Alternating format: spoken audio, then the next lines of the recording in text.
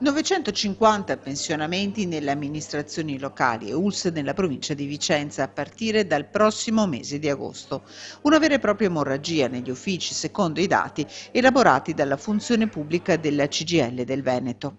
Solo nella provincia berica, ad approfittare della pensione anticipata e nonostante il rischio per alcuni di vedersi posticipato di 8 anni il saldo della liquidazione, in sanità saranno 260 medici e 320 lavoratori del comparto, infermieri, tecnici e amministrativi, come spiega la segretaria generale della FPCGL di Vicenza, Giulia Miglioranza. Si tratta di una vera e propria emorragia che rischia di mettere in ginocchio i servizi ai cittadini, soprattutto se sommata con lo storico blocco del turnover e con una strutturale carenza di organico in sanità.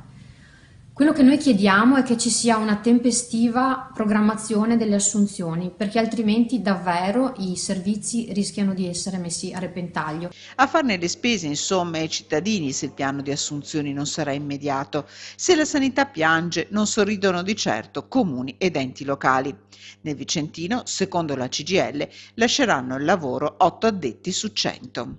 Come CGIL da sempre chiediamo un radicale superamento della riforma Fornero, ma abbiamo sempre chiesto anche un chiaro piano di assunzioni, perché senza questo, altrimenti, il rischio è che i servizi ai cittadini vengano messi davvero in discussione.